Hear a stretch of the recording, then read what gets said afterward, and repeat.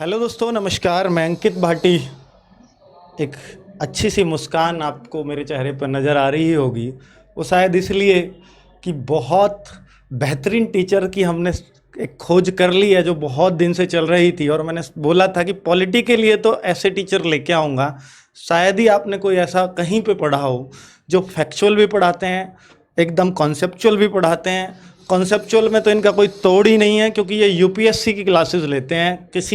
जिस बच्चे ने यूपीएससी की तैयारी कहीं भी की हो, तो वो चाहे वो दिल्ली की हो, इलाहाबाद की हो, जोधपुर की हो, कहीं भी की हो, तो वहाँ पर वो इन सर को पहचानते होंगे। ठीक है, तो ये सर हमें मिले इसलिए हैं क्योंकि आजकल ऑफलाइन सब जगह बंद है। ऑनलाइन के प्लेटफॉर्म पे इन्होंने हमारे साथ जुड़ने का हमें एक सौभाग्य दिया है, मैं तो यही कहूँगा। और ऐसे टीचर्स के साथ जुड़ना हर यूट्यूबर चाहता है, और मैं भी शायद उसी इच्छा से इनसे जुड़ा हूँ कि मैं बच्चों के लिए बेस्ट लेके आ सकूँ। और जो भी मतलब मैं कहता हूँ कि अगर मैं आपसे कुछ लूँगा थोड़ा बहुत भी, तो वो आपको लगेगा कि आप एक एक पाई का आपने हमारा हिसाब कर दिया है जी। ठीक है, और एक एक पाई का हिसाब तो उस दिन आप मानना जिस दिन आपको नौकरी मिल जाए। उससे पहले तो दोस्तों ये सब कहना बेकार है, या मैं आपसे सर की कितनी भी तारीफ़ करूं या अपनी करूं या चैनल की करूं, तो यकीन करना भी नहीं चाहिए। मैं तो यही कहूँगा। ठीक है, रिजल्ट पे हम लोग यकीन करते हैं। रिजल्ट के लिए चाहे हमें जितनी भी जी जान फूकने पड़ें, अब चाहे आप यूपीएसआई की पॉलिटी पढ़ें, चाहे आप दिल्ली पुलिस की पॉलिटी पढ़ें, चाहे आपका Delhi police UP police jail warder हो, या दिल्ली पुलिस के हेड कांस्टेबल एग्ज़ाम हो, या यूपी लेखपाल का हो, हम सारे एग्ज़ाम्स कवर करके चलेंगे। अभी आप देखेंगे इनके पढ़ाने का तरीका भी, सब कुछ। खुद ही एक वीडियो, बस एक वीडियो पूरी देख जाना। और आज ये संविधान की प्रस्तावना आपको कराने वाले हैं। बहुत बच्चों की डिमांड थी, सर बाइलिंगुअल होगा क्या? बिल्कुल बाइलिंगुअल कराएंगे। बाइलिंगुअल के ही टीचर हैं, खुद किताब भी लिख चुके हैं, यूपीएससी के बच्चों को पढ़ाया है। और आज देखेंगे आप कि आपको पढ़ाना इनका कितने अच्छे से, मतलब आपको ये हैंडल करते हैं, और कितने अच्छा आप विश्वास इनके ऊपर जमाते हैं। ये आपको बस मेरी बातों से भरोसा अगर लग गया हो, तो दोस्तों शुरुआत करवाता हूँ मैं सर से। नाम है इनका कैलाश केवाल, यानी कैलाश केजरीवाल मत समझिएगा। ठीक है, तो कैलाश केवाल नाम है। बाकी लोग जो भी मैंने बोल दिया कि आप चिर परिचित आप नहीं हो, क्योंकि आपने यूपीएससी की तैयारी नहीं की। जिन्होंने की है वो इनसे पूरी तरह से परिचित होंगे। तो दोस्तों, मैं अब बहुत ज़्यादा बातें ना करके सर की से दो चार वर्ड बोलेंगे, दो चार बातें इनकी सुनिएगा, इनके विचार सुनिएगा। और केवल विचार ही सुनाने नहीं आए हैं, क्योंकि हम टाइम वेस्ट करने में विश्वास नहीं रखते। हम साथ में आपको इसकी क्लास भी देंगे। ठीक है, हम इस इंट्रोडक्शन में क्लास शुरू करवा देते हैं, ये भी आपको पता होना चाहिए। तो आज ये संविधान की प्रस्तावना बिल्कुल आपको ख़त्म कर देंगे आपकी लाइफ से। जितने भी फैक्ट आते होंगे, जितने भी क्वेश्चंस आते होंगे, आप किसी भी एग्जाम के प्रीवियस ईयर में मिला लेना, इनसे कोई फैक्ट बचता ही नहीं है। ठीक है, अगर कुछ भी बच जाएगा तो आप बताइएगा कमेंट करके। तो इनके पास डिटेल तो इतनी है कि शायद अगर ये 5 दिन भी अगर प्रस्तावना पढ़ाएं तो वो प्रस्तावना ही चलती रहेगी। पर उतना हमें जाना नहीं, लेकिन फैक्ट भी वही अच्छे निकाल सकता है जो कॉन्सेप्चुअल अच्छा पढ़ा सकता है। ये आपको पता होना चाहिए। ठीक है, तो दोस्तों बिल्कुल आप सर के एक्सपीरियंस के साथ और उनका लुत्फ उठाइए। इतने अच्छे टीचर आपको फ्री ऑफ कॉस्ट तो मैं नहीं कहूँगा, बहुत छोटी सी फीस में मिलेंगे घर पे बैठे हुए। और फ्री ऑफ कॉस्ट भी मैं कोशिश करूँगा कि आपको यूट्यूब पर इनके लेक्चर सारे प्रोवाइड भी करवा दूं। मैं वादा तो नहीं करता, पर कोशिश करूंगा। ठीक है दोस्तों, चलिए मिलते हैं सर से। Hello friends, welcome to all of you. रोजगार विद अंकित के इस यूट्यूब चैनल पर मैं आप सभी लोगों का हार्दिक स्वागत करता हूं। देखिए, जैसा कि सर ने आपको बताया है कि सर ने कुछ मेरे बारे में बताया है, तो इतनी ज़्यादा तारीफ़ सर ने करी है, बाकी इतनी ज़्यादा तारीफ़ नहीं है। हम यहाँ पर बातचीत ना करके हम सीधा कंसेप्ट की तरफ चलते हैं, आज के टॉपिक की तरफ चलते हैं। आज का जो टॉपिक है संविधान के प्रस्तावना है। देखिए, आप लोगों को पता है कि सर ने, कि मैंने यूपीएससी में पढ़ाया है। यहाँ पर मैं आप लोगों के एसएससी के फैक्ट्स और कंसेप्ट दोनों को लेकर के चलूँगा, जिसमें आप लोगों को फैक्ट तो सारे के सारे फैक्ट्स आपको कवर करवा जाएंगे। चाहे आपको दिल्ली पुलिस का एग्जाम है, चाहे यूपी पुलिस का है, जब मतलब वनडे वाले सारे एग्जाम में सारे क्वेश्चन आपके यहाँ डिस्कस करे जाएंगे। और डिस्कस क्या करे जाएगा, पूरा टॉपिक पढ़ाया जाएगा, जिसमें आपको सारे क्वेश्चन आपके क्लियर होंगे और सारा एक क्वेश्चन जो है आपका बाहर नहीं जाएगा इतना। तो इस हिसाब से हम फैक्ट और कंसेप्ट दोनों को लेकर के चलेंगे। तो हम लोग चलते हैं टाइम वेस्ट करते हुए ना। देखिए आज का जो टॉपिक है हमारा संविधान के प्रस्तावना। आप लोगों को पता है प्रस्तावना यानी कि प्रेम्बल। प्रेम्बल क्या है? This video is presented by me Kailash Kewal. देखिए प्रस्तावना के हम बात करें तो आपको पता है कि ये जो प्रस्तावना है, हमारे एक पर्सन थे हमारे पालकीवाला जी, जिन्होंने कहा था कि ये identity card of the constitution यानी कि संविधान का परिचय पत्र। आप लोगों को पता है अगर हम किसी भी पर्सन के बारे में अगर जानना चाहते हो तो सबसे पहले उसका परिचय होना था। मान लीजिए आप किसी का घर जाना चाहते हो, घर जाने के लिए आपको सबसे पहले क्या चाहिए? उसका एड्रेस चाहिए। जब तक आपके पास उसका एड्रेस नहीं होगा आप उसके घर नहीं पहुँच सकते। तो देखा जाए तो एक तरीके से जो प्रस्तावना या प्रेम्बल एक तरीके से एड्रेस है, यानी कि उसका आइडेंटिटी कार्ड है, यानी कि संविधान के बारे में बताता है कि संविधान जो है वो है क्या। ठीक है ना। तो इसके बारे में आज पढ़ के चलेंगे। आपको पता है इसकी बात, इसके बिना जो है संविधान बनना बहुत ही ज़्यादा मुश्किल था। इसको सबसे एंड में ऐड करा गया था। प्रेम्बल जब बनाया गया था इसको एंड में ऐड करा गया था जब संविधान बनकर तैयार हो गया था। तो यहाँ पर हम लोग डिस्कस करते हैं, आगे चलते हैं। देखिए प्रेम्बल की अगर हम बात करते हैं,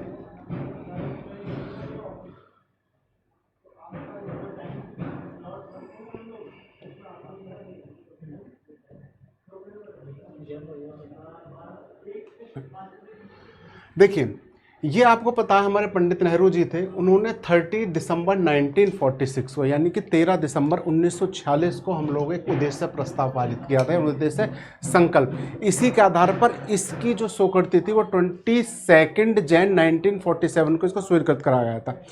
प्रेम्बल होता क्या है? प्रस्तावना जो होती है उसको कहा जाता है कि जितने भी प्रस्तावना संविधान में जितने भी आदर्श वगैरह दिए गए हैं, जितने भी दर्शन दिए गए, उन सभी का क्या एक परिचय पत्र है जिसके बारे में बता रखा है। ये पूरे संविधान के क्या है प्रस्तुत करता है, किस तरीके से संविधान में किन किन चीज़ों को शामिल करा गया है। इसका जो है यहाँ पर आपका सबसे पहला जो क्वेश्चन बनेगा आपके एग्जाम में, चाहे वो दिल्ली पुलिस का हो चाहे UPSI का एग्जाम हो, उसमें सबसे पहला क्वेश्चन बनेगा कि जो है उद्देश्य संकल्प जो प्रस्तुत करा गया था वो किसके द्वारा प्रस्तुत करा गया था। तो यहां पर सबसे पहला क्वेश्चन बनता है पंडित जवाहरलाल नेहरू के द्वारा है जो उद्देश्य प्रस्ताव को क्या करा गया था, पारित करा गया था या यानी कि लाया गया था। दूसरा क्वेश्चन यहां से आप लोगों को उठ के आता है कि इसको किस डेट को लाया गया था, तो वो डेट है आपके 13 दिसंबर 1946 यानी कि 13 दिसंबर 1946 को जो है प्रस्ताव लाया गया था। आपको पता है इसको बनाने से पहले, हमारे संविधान को बनाने से पहले एक संविधान सभा को गठित करा गया था, यानी कि संविधान सभा को क्या करा गया था, बनाया गया था, जिसकी फर्स्ट मीटिंग जो आपकी 9 दिसंबर 1946 में हुई थी। ठीक है ना, जिसकी पहली मीटिंग कब हुई थी? 9 दिसंबर 19। जब हम लोग संविधान सभा का पढ़ेंगे, ठीक है ना, संविधान सभा का गठन पढ़ेंगे, मेकिंग ऑफ द कॉन्स्टिट्यूशन पढ़ेंगे या कॉन्स्टिट्यूशन असेंबली पढ़ेंगे, तो उसमें इन सारी बातों को हम लोग जो है वो डिस्कस करेंगे। हम यहाँ पर बात कर रहे हैं प्रेम्बल की। ठीक है। दूसरा, इसको जो प्रस्तुत करा गया था 22 जैन 1946 को जो है वो क्या करा गया था, इसको एक्सेप्ट किया गया था। तीसरा क्वेश्चन यहां से बनता है कि इसको जो एक्सेप्ट कब किया गया था, 22 जैन 1947। देखिए स्टूडेंट्स ध्यान देकर चलिएगा, ये जो प्रेम्बल है प्रस्तावना मैं आप लोगों को करवा रहा हूँ, यहाँ पर यही सारे के सारे फैक्ट हैं जो आप लोगों से आपके एग्जाम में पूछे जाते हैं। दिल्ली पुलिस में भी आ रखे हैं ये एग्ज़ाम, लास्ट ईयर के आप लोग अपने एग्ज़ाम को पेपर हैं जितने भी क्वेश्चंस पेपर, उन सबको आप लोग उठा करके देख लीजिएगा। तो उसमें ये जो क्वेश्चंस हैं वो पूछे गए हैं कि किसने पारित करा, कब आया, ठीक है ना, किस दिन इसको स्वीकृति मिली थी। तो ये सारी की सारी चीज़ों के बातों के बारे में इसमें जो क्या है वो डिस्कस करा हुआ है। ठीक है ना। क्वेश्चन आता है कि भारतीय संविधान का जो प्रारंभ है वो प्रस्तावना से होता है। ओबियसली बात है, जब इसका जो कॉन्स्टिट्यूशन है हमारा, इसकी जो स्टार्टिंग होती है वो हमारी किससे होती है, प्रस्तावना से ही हमारी स्टार्टिंग होती है। अब देखिए प्रस्तावना के सबसे पहले आप लोग प्रस्तावना पढ़ रहे हो, कहते हो कि सर हमें प्रस्तावना का मीनिंग ही नहीं पता, तो प्रस्तावना से इसका तात्पर्य क्या, उसके बारे में देखिए मैं बताना चाहूँगा। भारतीय संविधान के जो मूल आदर्श हैं, भारतीय संविधान के जो मूल आदर्श इसमें दिए गए हैं, उन्हें प्रस्तावना के माध्यम से क्या करा गया है, संविधान के अंदर शामिल करा गया है। संविधान है हमारा, उसमें जो भी आदर्श हमारे दे रखे हैं, क्या करना है, कैसे है, क्या नहीं, किसको क्या स्वतंत्रता दी गई है, क्या कर्तव्य होने चाहिए, इन सभी के बारे में जो बात रखा उसका सबके जो जिक्र है वो किस में करा गया, प्रस्तावना में किया गया। और इन्हीं आदर्शों को प्रस्तावना में शब्दों के माध्यम से प्रस्तुत करा गया, यानी कि शब्दों के माध्यम से जो भी चीज़ काम करनी है उन्हीं के बारे में हमने शब्दों के माध्यम से क्या कर रखा है, इसमें लिख रखा। और आपको पता है संविधान की अगर हम बात करते हैं तो जैसे कि आप लोगों से मेरे क्वेश्चन है, जब हमारा मूल संविधान जब बनकर तैयार हुआ था, जब हम लोगों ने बनाया था, तो उस समय हमारे इसमें संविधान में, कॉन्स्टिट्यूशन में कितने वर्ड्स थे, कितने वर्ड थे। और एट प्रेजेंट में अगर देखा जाए तो हमारे टोटल कितने वर्ड हैं, ये आप लोगों के लिए 2 क्वेश्चन मेरी तरफ से हैं। तो आप लोग प्लीज इसमें कमेंट करके मेरे को बताइएगा कि कितने क्वेश्चन जो हैं मैंने कितने क्वेश्चन, सॉरी इन क्वेश्चन का आंसर आप लोग बताइएगा कि प्रस्तावना में कितने वर्ड जो दे रखे हैं। ठीक है, नेक्स्ट आता है प्रस्तावना के अनुसार संविधान के अधीन जो भी शक्तियों का केंद्र बिंदु अथवा सोर्स है वो क्या है, भारत के लोग। भारत के लोग, पीपल ऑफ इंडिया, यानी कि पीपल ऑफ इंडिया। आपको देखिए ये पीपल ऑफ इंडिया जो है ये मोस्ट इम्पोर्टेंट है। जब हम लोगों की प्रस्तावना जो है स्टार्ट होती है, अभी हम लोग देखेंगे प्रस्तावना को, उसमें क्या रखा है, जब स्टार्ट होता तो वहीं पर बता रखा है हम भारत के लोग, यानी कि हम भारत के लोग। अब एक चीज बताइए, यहां पर जो है बता रखा है संविधान किसके लिए बनाया गया है, ओबियसली बात है जनता के लिए बनाया गया, देश की जनता उसके लिए। जब देश की जनता ही नहीं रहेगी तो संविधान लागू किस पे करोगे, नियम कानून किस पे लागू करोगे, किसी और पे करोगे, नहीं। जब जनता ही यहाँ पर सर्वोच्च है, यहाँ पर बताया कि उसका जो केंद्र बिंदु है, सोर्स है, भारत की जनता द्वारा, जनता के लिए है, ठीक है ना, जनता के लिए संविधान है। इस पे जो सारे के सारे रूल रेगुलेशन लगने हैं वो जनता के ऊपर ही लगाए जाने। और किसके द्वारा बनेगा, आपको ओबियसली बात है जनता के द्वारा। क्यों, क्योंकि सरकार तो बनाती है, सरकार जो भी चुनी जाती है वो किसके द्वारा, जनता के द्वारा ही सरकार क्या होती है, चुनी जाती है। तो यहां पर देखा जाए उसका जो केंद्र बिंदु है वो भारत के लोग, जनता ही क्या है, सर्वोपरि है, हम भारत के लोग। अब देखिए यहां पर एक छोटा सा पॉइंट मैं आप लोगों को डिस्कस करूंगा। यहां पर लोग बता रखा है यानी कि पीपल, और आपको पता है जब किसी भी देश की बात करते हैं तो वहां पर एक वर्ड आता है सिटीजन, ठीक है ना। 2 चीज हमेशा याद रखना, एक तो पीपल का मतलब होता है आपका लोग, और सिटीजन का मतलब होता है आपका नागरिक, ठीक है ना। और इसको आपको पता है, कई बार ये भी आप लोगों को पता होना चाहिए, एक होता है पर्सन यानी कि व्यक्ति, कि व्यक्ति और नागरिक में क्या अंतर है। अब देखा जाएगा बहुत सारे व्यक्ति हैं जिसमें व्यक्ति और नागरिक दोनों मिलकर क्या बन जाता है, लोग बन जाते हैं। नागरिक अलग होता है, व्यक्ति अलग होता है। व्यक्ति जो होता है वो कहीं का भी हो सकता है, व्यक्ति जो है वो कहीं का भी हो सकता है, परंतु नागरिक जो रहता है वो किसी एक पर्टिकुलर कंट्री का व्यक्ति होता है। जैसे कि आप लोग भारत के क्या हो, नागरिक हो, नागरिक कहला जाते हो। क्यों, क्योंकि आपके पास वोटिंग राइट है, ठीक है ना, वो आधार कार्ड है, राशन कार्ड है, यहाँ का ड्राइविंग लाइसेंस है, ये सारी की सारी चीज़ें हैं जो आपको किसी देश में रहने की क्या देती है, परमिशन देती है, यानी कि आप वहाँ के क्या कहलाए जाते हो, नागरिक।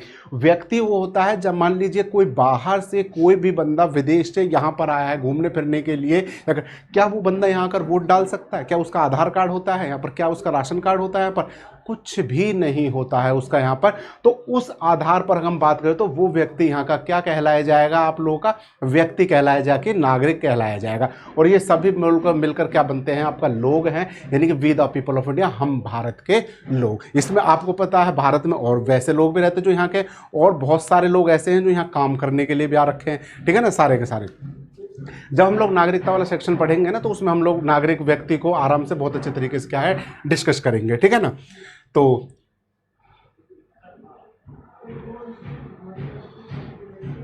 ठीक है ना।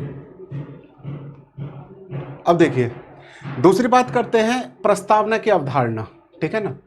एक क्वेश्चन आप लोगों के यहाँ पर एक आता है एग्जाम में जो कि आ रखा है, प्रस्तावना की जो अवधारणा यानी कि इसका जो कंसेप्ट है वो किस देश के संविधान से लिया गया है।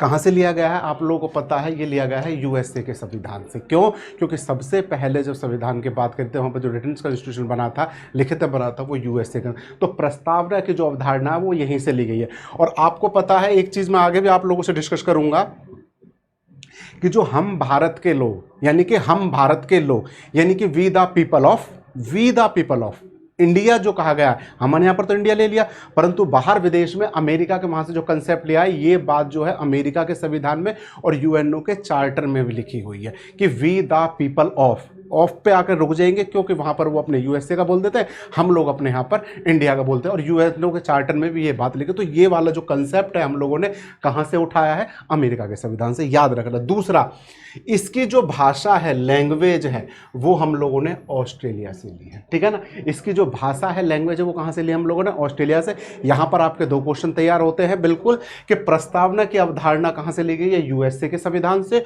और जो इसकी भाषा है वो कहाँ से ली गई है, आपकी ऑस्ट्रेलिया से ली गई है। आगे चलते हैं। अब देखिए बहुत ही बेहतरीन क्वेश्चन आया है, स्टेटमेंट में आपका क्वेश्चन आ जाता है। आपको पता है कि दिल्ली पुलिस एग्जाम है उसमें फैक्ट तो पूछे ही जाते हैं, परंतु यूपी वाला जो यूपीएससी का एग्जाम जो होता है उसमें थोड़ा पॉलिटी है, थोड़ा डिटेल में जाता है। मैंने बताया कि यहाँ पर आप लोगों को मैं फैक्ट के साथ साथ आपके कंसेप्ट को भी लेकर चलूंगा, ठीक है ना। थोड़ा सा गहराई से भी चलेंगे, थोड़ा सा डिटेल में भी हम लोग देखेंगे। तो यहाँ पर देखिए क्वेश्चन आता है कि यह संविधान का परिचय पत्र है, प्रस्तावना जो है वो संविधान का परिचय पत्र है, ये बात किसने कही थी। तो इस बात को जो कहा था N.A. पालकीवाला ने कही थी। आपका एक क्वेश्चन यहां से बनता है कि संविधान का परिचय पत्र है, ये बात किसने दी थी, N. पालकीवाला के, याद रखिएगा। दूसरा क्वेश्चन आता है कि प्रस्तावना हमारे संप्रभु लोकतांत्रिक गणराज्य का क्या है, भविष्य फल है। आपको पता है हमारी जो प्रस्तावना है, हमारे जो देश का संविधान लिखा हुआ है, आपको पता है जो देश है वो संप्रभु है, लोकतांत्रिक है, गणराज्य, इनके बारे में हम आगे डिस्कस करेंगे। तो सारी की सारी चीज इनका क्या है, एक भविष्य फल है, यानी कि भविष्य के बारे में बताता है। ये बात किसने कही थी, KM मुंशी ने।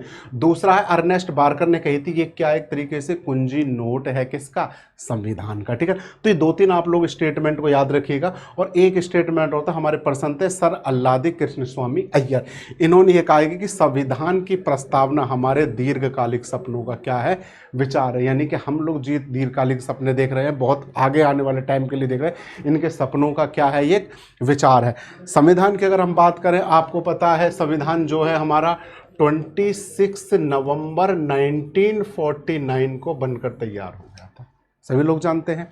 और इसको जो इम्प्लीमेंट करा गया था वो करा गया था 26 जैन 1950 को। यानी कि इस दिन क्या हुआ था, बनकर तैयार हुआ था, और इस दिन क्या करा गया था, हम लोगों ने इसको क्या कर दिया गया था, लागू कर दिया था, ठीक है ना। हम लोगों ने इस दिन क्या कर दिया था, इसको लागू कर दिया था। और लागू करने के आधार पर आपको पता है इनका जो गैप रहा था बीच का, 26 जनवरी, आपको पता है कि 26 जनवरी की डेट हम लोगों ने क्यों चूज करी थी, क्योंकि 26 जनवरी 29 को आपको था पूर्ण स्वराज्य दिवस मनाया गया था। जो आप लोग हिस्ट्री में पढ़ोगे, हिस्ट्री वाले सर हैं, उस कंसेप्ट को पूरा क्लियर करवाएंगे, ठीक है ना। तो यहाँ पर तो इस दिन जब बनकर तैयार हुआ था, तो ये नहीं कहा था कि संविधान की प्रस्तावना हमारे दीर्घकालिक सपनों का विचार है। और आपको पता है 1950 से लेकर अब 2020 चल रहा है, तो आप लोग लगा सकते हो इतने बाद भी हमारा संविधान ऐसे का ऐसे ही है। और इसमें नए नए तरीके के अमेंडमेंट होते हैं, और कहीं ना कहीं सारी चीज़ें हैं, लोग भाग जो है इसके अकॉर्डिंग चल रहे हैं। आपको पता है कुछ अमेंडमेंट हुए हैं अभी, जैसे कि अभी रिसेंट का ही अमेंडमेंट देख लीजिए, जिसमें लास्ट हुआ है 104 करके 104 अमेंडमेंट इसके अंदर हो चुके हैं, जिसमें आपको पता है फिर 103 था, 102 है, 101 है। तो ये सारे के सारे नए अमेंडमेंट हैं। इन सभी के बारे में हम जब आगे अमेंड पढ़ेंगे तो उसमें डिस्कस करेंगे कौन सा। और जो लास्ट वाला हुआ है आप लोगों को पता है इसमें कि जो है SC ST की जो सीटें हैं विधानसभा में 10 साल के लिए आगे बढ़ा दी गई हैं, ठीक है ना। तो इन सभी के नेक्स्ट कहता है 42वें संविधान संशोधन अधिनियम। ये मोस्ट इंपॉर्टेंट क्वेश्चन है आप लोगों का। 42 कॉन्स्टिट्यूशन अमेंडमेंट 1976। गाइस कंफ्यूज मत होना, यहाँ पर 1978 भी दे देता है कई बार आप लोगों को कंफ्यूज करने के लिए, और यहाँ पर 42nd की जगह 44th लिख देता है वो। तो यहाँ कंफ्यूज मत होना, याद रखना कि 42वें संविधान संशोधन अधिनियम 42 कॉन्स्टिट्यूशन अमेंडमेंट 1976, इसमें संशोधित कर का 3 नए शब्द जोड़े गए थे, यानी कि 3 नए वर्ड्स जोड़े गए थे, समाजवादी, धर्मनिरपेक्ष और अखंडता। अब देखा जाए तो हमारे वर्ड हो गए 4 हो गए, परंतु ये 4 वर्ड हो गए हमारे, परंतु इस और को हम लोग काउंट नहीं करते क्योंकि इसको हम लोगों ने बताया नहीं है। देखा जाए तो वैसे 4 वर्ड हुए थे, परंतु इसके बारे में कोई डिस्कशन नहीं करता। तो ये 3, क्योंकि और का तो कोई मतलब ही नहीं होता, इसलिए समाजवादी, धर्मनिरपेक्ष और अखंडता, इन 3 शब्दों की ही बात करी गई है। क्वेश्चन यहाँ से आता है आप लोगों के एग्जाम में, आगे मैं क्वेश्चन भी आप लोगों से डिस्कस करूंगा किस तरीके से। तो क्वेश्चन आप लोगों से आता है कि प्रस्तावना के अंदर निम्न में से कौन से 3 शब्द जोड़े गए थे। तो आप लोगों को कंफ्यूज करने के लिए यहाँ संप्रभु दे देगा, गणतंत्र देगा, गणराज्य दे देगा, लोकतांत्रिक दे देगा, ठीक है ना, बंधुत्व दे देगा, विचार अभिव्यक्ति की स्वतंत्रता दे देगा, तो कुछ भी दे सकता। तो आप लोगों को सिर्फ ये 3 शब्द याद रखने हैं, समाजवादी, पंथ निरपेक्ष और अखंडता। ये 3 शब्दों को जोड़ा गया था। अब देखिए इसमें से आपके इसी लाइन में से इसी पेज पर तो आप लोगों को इतने सारे क्वेश्चन इकट्ठे हो चुके हैं कि फैक्ट के आधार पर कई सारे क्वेश्चन आप लोगों के बने हुए हैं, ठीक है ना। तो इसको गाइस एक बार देख लीजिएगा रोक करके स्लाइड को, ठीक है ना। आगे चलते हैं हम लोग। अब देखिए प्रस्तावना की अगर हम बात करते हैं, ठीक है ना,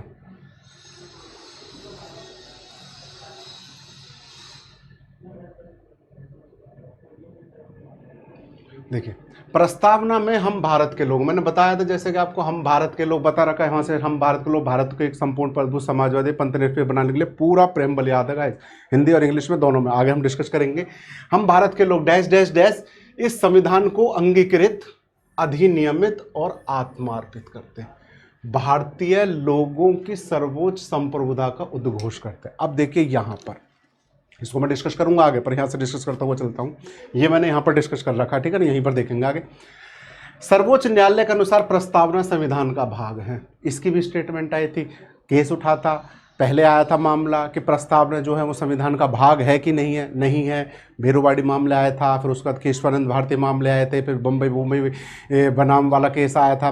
तो उसमें 2-3 बार ऐसी बातचीत हुई कि ये संविधान का पार्ट है कि नहीं है, ये है कि नहीं, प्रस्तावना जो है संविधान का भाग है कि नहीं, इसका अंग है कि नहीं, तो इसके बारे में हम लोगों ने डिस्कस करी। तो इसको डिस्कस को हम आगे देखेंगे। तो अभी फिलहाल ये लेके चल रहा है आप लोगों को मानने देना कि सर्वोच्च न्यायालय में प्रस्तावना संविधान का भाग है। आप लोगों के एग्जाम में जो यहाँ से क्वेश्चन आएगा वो ये आएगा, क्या प्रस्तावना संविधान का भाग है, यस और नो, ये तो पूछा ही नहीं जाएगा। वो ये कहेगा कि किसके अनुसार, किस मामले के अनुसार ये बताएगा प्रस्तावना संविधान का भाग है। उसमें 4 ऑप्शन दिए होंगे ना, आप लोगों को क्या करना है, उसमें क्लिक करना है, ठीक है ना। या आएगा प्रस्तावना संविधान का भाग है, निम्न में से कौन सा मामला है, या आएगा केशवानंद भारती के आधार पर क्या प्रस्तावना संविधान का भाग है या नहीं है, तो उसके आधार पर आप लोग को क्या करना है, क्लिक करना है। दूसरा क्वेश्चन है प्रस्तावना जो गैर न्यायोचित है, यानी कि गैर न्यायोचित है, इसमें किसी भी आधार पर हम सुप्रीम कोर्ट में जाकर केस फाइल नहीं कर सकते, यानी कि कोई न्यायबल नहीं है, ठीक है ना। नेक्स्ट आता है, यह व्यक्ति और राज्य के संबंध को बताता है। ऑब्वियसली बात है, व्यक्ति के संबंध और राज्य के संबंध, इन दोनों, और आपको पता है व्यक्ति और राज्य का जो संबंध है वो बहुत ही ज़्यादा है। क्यों? क्योंकि व्यक्ति कहाँ रहता है, किसी राज्य के अंदर ही रहता है, स्टेट के अंदर ही रहता है, और स्टेट जब भी चलेगा जब उसके अंदर क्या होंगे, पर्सन होंगे, कोई पर्सन व्यक्ति रह रहे होंगे, बिना उसके तो चलना क्या है, मुश्किल है। जैसे कि संविधान का हम भारत के लोग, क्या है सर्वोच्च शक्ति, क्या है आपका भारत की जनता, यानी कि उसके जो सर्वोच्च सोर्स है वो क्या है, भारत की जनता। हम भारत के लोग, देखिए मैंने बताया था ना यहाँ पर, हम भारत के लोग अमेरिका के संविधान में यूएनओ का चार्टर से लिया गया है। हम भारत के लोग, भारत को तो हटा दीजिएगा यहाँ से, बोल है अगर इंग्लिश में देते तो स्टेटमेंट ये लिखती है कि वी द पीपल ऑफ, बस यहाँ तक। उसके बाद हम लोगों ने यहाँ इंडिया ऐड करा और उन लोगों ने वहाँ पर क्या ऐड करा, यूएसए, ठीक है ना। तो संविधान में अमेरिका का संविधान यूएनओ का चार्टर से लिया गया, ये भी आप लोगों को एक क्वेश्चन बनता है यहाँ पर, ठीक है ना। नेक्स्ट देखिएगा, प्रस्तावना में अप्रत्यक्ष रूप से लोक कल्याणकारी राज्य है, यानी कि वेलफेयर स्टेट की बात करी गई है। और ये जो वेलफेयर स्टेट की बात करी गई है, इसमें आप लोगों का डीपीएसपी का आर्टिकल 38 आता है। राज्य के नीति निदेशक तत्व की बात करते हैं तो क्या आता है, आर्टिकल 38, आर्टिकल 38। अब देखिए, आपको अगर 38 की बात करते हैं आर्टिकल के, एक हमारा जो राज्य है वो सब कल्याणकारी राज्य की स्थापना करने की बात करता है कि कल्याणकारी राज्य का मतलब है सभी लोगों के हितों में क्या हो, संसाधनों का बंटवारा हो, ठीक है ना, सभी लोग। तो ये जो डिटेल में वो हम डीपीएसपी के अंदर तो डिस्कस करेंगे, पर यहाँ पर आप लोग इतना याद रखिए, इसमें जो बात करी गई है, इसमें सामाजिक, आर्थिक और राजनीतिक 3 प्रकार के क्या है, न्याय की बात करी गई है। अब देखिए, ये वाले जो न्याय की बात करी है हमारी प्रस्तावना में भी करी गई है, और इसके अलावा हमारी डीपीएसपी में भी इन तीनों न्याय की बात करी गई है। क्वेश्चन आप लोगों से एग्जाम में ये भी पूछ लिया जा सकता है कि 3 प्रकार के न्याय, हम जो हमारे यहाँ 3 प्रकार के न्याय की जो बात करी गई है वो प्रस्तावना के अलावा और कहाँ बात की गई, तो आप लोग बता दोगे डीपीएसपी में आर्टिकल 38 के अंदर भी हम लोगों ने इन तीनों प्रकार के न्याय की क्या कर रखी है, बात कर रखी है, ठीक है। तो भाई डिटेल में ये हो गया, बेसिक फैक्ट के लिए फैक्ट वाला क्वेश्चन ये होगा कि 3 प्रकार के न्याय कौन से हैं, सामाजिक, आर्थिक और राजनीतिक। और कंसेप्ट में होगा कि इसके साथ साथ प्रस्तावना के साथ साथ हमारे डीपीएसपी यानी कि राज्य के मूल निदेशक तत्व में, उसमें भी हम लोगों ने इन तीनों न्याय की हम लोगों ने क्या करी है, बात करी है, ठीक है। नेक्स्ट देखिएगा, भारत शब्द, क्वेश्चन आता है फैक्ट का, भारत शब्द का उल्लेख प्रस्तावना में 2 बार किया गया। क्वेश्चन आ जाएगा, भारत शब्द का उल्लेख प्रस्तावना में कितनी बार किया गया, तो 2 बार किया गया। कैसे, हम भारत के लोग, भारत को एक संपूर्ण, एक भारतीय आ गया और दूसरा भारत आगे आ गया। अब आगे जब प्रस्तावना देखेंगे ना तो वहां देखने। नेक्स्ट आता है अंगीकृत, अधिनियमित और आत्मार्पित। देखिए, अंगीकृत का मतलब होता है एडॉप्ट करना, और आप लोगों को पता है कि एडॉप्ट कब कर लिया था हम लोगों ने इसको, 26 नवंबर 1949 को। दूसरा आता है अधिनियमित यानी लागू करना, और लागू कब कर दिया था हम लोगों ने, 26 जनवरी 1950 को, और टू गिव अवर सेल्फ यानी कि स्वयं को सौंपना। और जब ये स्वयं को सौंपने का मतलब ये था कि जब संविधान बनकर तैयार हो गया था तो हमने अपने आप को उसके प्रति पूरी तरीके से क्या कर दिया, आत्मार्पित कर दिया। यानी कि अब जो चीज़ें रूल रेगुलेशन जो लिखे हुए हैं संविधान में, जो लिखा हुआ है, चाहे हमारे जो भी अधिकार हमें दिए रखे हैं, हमें किस तरीके से कार्य करना है, हमारे कौन कौन से कर्तव्य हैं, तो सारे के सारे अकॉर्डिंग हम संविधान के अकॉर्डिंग चलेंगे। जैसा उसने कह दिया हम उसी हिसाब से क्या करेंगे, कार्य करेंगे। आपको पता है जब तक हमारे देश का संविधान बना नहीं था, हम लोग जो व्यवस्था के आधार पर चल रहे थे वो अंग्रेजों के द्वारा बनाई हुई व्यवस्था के आधार पर चल रहे थे। परंतु जो हम लोगों का देश आज़ाद हो गया उसके बाद, अब देश आज़ाद की बात करें तो आप सबको पता है 1947 में आज़ाद हुआ था और 1949 में हम लोगों ने संविधान की, हमारा संविधान बनकर तैयार हो गया तो 1950 में हम लोगों ने क्या करा, इम्प्लीमेंट करिए।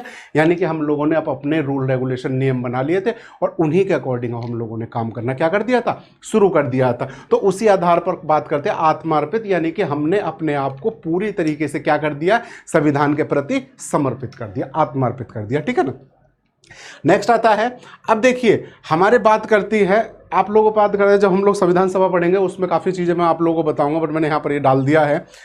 आपको पता है कुछ अनुच्छेद हमारे ऐसे थे जो हमारे जब संविधान बना था तो उस समय हमने डाल दिए थे, जब बनकर तैयार हुआ था, और परंतु बाकी के जो सारे अनुच्छेद थे वो हमारे जब हम लोगों ने इम्प्लीमेंट करा था उसके बाद हमारे सारे का, तो उसमें हम लोगों के कम से कम 16 आर्टिकल्स ऐसे थे जो हम लोगों ने डाल दिए थे। जैसे कि हमारा 5, 6, 7, 8, 9 है, फिर उसके बाद 60 है, 324 है, ठीक है ना, 80 है, 79 है, ठीक है ना, और उसके बाद 391, 92, 93, 94, इस तरीके से हम लोग टोटल जो आर्टिकल्स बनते हैं वो 16 आर्टिकल्स के हम लोग के बनते हैं, 379, 80, ठीक है ना, 88।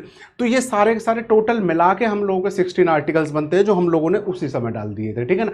परंतु बाकी के जो आर्टिकल्स थे जो हमारा संविधान बनकर तैयार हो गया था तो वहां डाल दिए गए थे। तो उसमें बात करता है हमारा आर्टिकल 393 और आर्टिकल 394 में।